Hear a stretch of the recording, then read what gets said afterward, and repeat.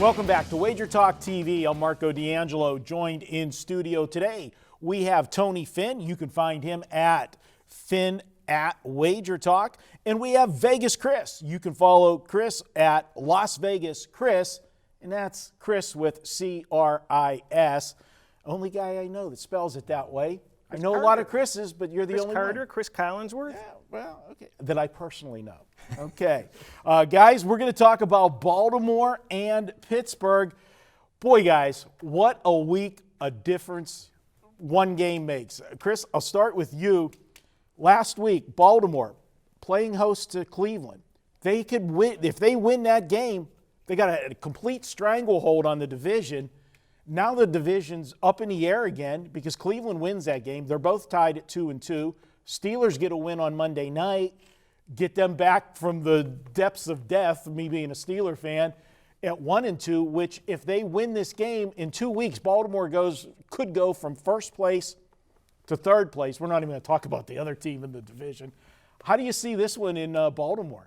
You know, one of the things in Pittsburgh, I should say. One of the things I'm going to point out is what you always point out in your videos. And you've got a team coming off 2 losses looking like crap. You've got another team off of prime time that looked, even though they played a bad team, they at least appeared like they were resuscitated. So there's one thing right there. I read every single tout sheet today, and not a one picked Pittsburgh. I think that there is, believe it or not, a lot of value with Baltimore. Our spreadsheets just started to come out. We're very strong in our spreadsheets. We're 60-odd% over the last 128 games. So I really trust my spreadsheet data. My spreadsheet data actually has this game completely, not even remotely close to that line. Nobody wants to take Baltimore on the road. It's really an ugly, painful wager to make. And I find the more painful a wager is to make, it seems like those come in. And we had a good weekend last week, and I was telling people, I don't like a lot of these games. They're kind of scary. And we did pretty well. I have Baltimore rated in our spreadsheets the 4th worst team in the NFL right now, even after that win. I mean, I can't believe they're not playing good ball top to bottom. And they're in the 3rd worst year in their franchise history running the ball on the ground. So they're one-dimensional at this point. And I have Baltimore number 1 in offense on my data, and I have them as near the top in the NFL. I have to go with Baltimore. I see no, other than Pittsburgh being at home, I don't see any value there. Tony, obviously what Chris says, Pittsburgh coming off that big Monday night game, they did look good. But really, let's be honest, was it Pittsburgh looking good, or was it Cincinnati looking just atrocious in that game?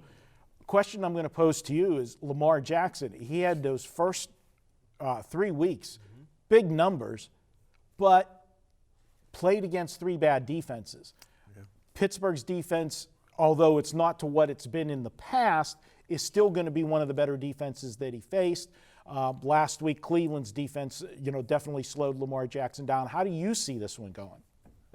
I won't overreact to what Pittsburgh did on Monday night. They did look fast. They looked good. They got to the quarterback.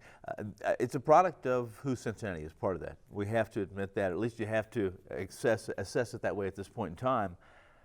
But in my opinion, since Pittsburgh's lost their identity over the years with Tomlin, this is a team that, and I'm sure you could agree with that you think of Franco Harris, or you think of Bettis, and you think of the team that's going to run the football. They really, even with the kid they have now, who's is a good, Connor's a good running back, but since they've lost El Bell, since Antonio Brown's been gone, Big Ben hurt, this team's not going to be a team that's going to be explosive offensively. Rudolph's got a lot to learn.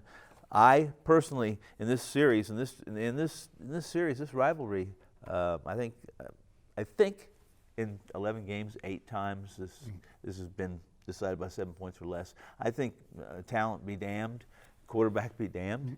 I think in this series you have to take the points, especially with both these teams the way they're playing. You're right. Neither team, all their wins, Cincinnati's win, or Baltimore's wins, and Pittsburgh's wins have come against teams that were winless. Yeah, that's a great point. Yeah. And you look at it, and you mentioned the quarterbacks for a second. Chris, for so long, this series has been Joe Flacco versus Big Ben. They've put on epic wars. It's now the changing of the guard. It's going to be Lamar Jackson. It's going to be Mason Rudolph. Do we see a change? And the one thing that I will give the Steelers, I'll point one thing out, and I said it, and I used the over, full disclosure, on Monday night. We were wrong on that one, but I was right in my analysis. I said that the Steelers were going to stretch the field, that Mason Rudolph, the one thing that he does bring to the table is he's got a cannon of an arm, and he can go downfield. And the Steelers need to do that. Even if it doesn't work, they need to do that right now because teams right now are stacking the line to stop the running game because that's the only thing that they fear on the Steelers, and they need to do that to set up the run. And when he did hit a couple plays, it helped open up the running game. But again, this is a different animal playing Baltimore than playing Cincinnati. I agree with you guys. I've got my concerns about Pittsburgh coming off that Monday night game. Everything went too perfect and too easy. So unanimous look at Baltimore here. I thought you were taking the points. I'm taking. Oh, you're taking the He's points. taking I'm sorry. the points. Okay. No, I'm just taking the points. I'm going to take the points here. I'm not taking them, but I would. All right, well, write it down. We got Chris on Baltimore. We got Tony on Pittsburgh, and I'm giving you a lean to the Baltimore side, as much as that pains me as being the Steeler fan that I am. And guys, you know what? Hey, this is Sunday we're talking about, but Monday nights at both WagerTalk and Sports Memo, you can get any package for just $9. And that's not only the Monday night games. That's any game that's up for the weekend that's posted on Monday. You can get it for $9.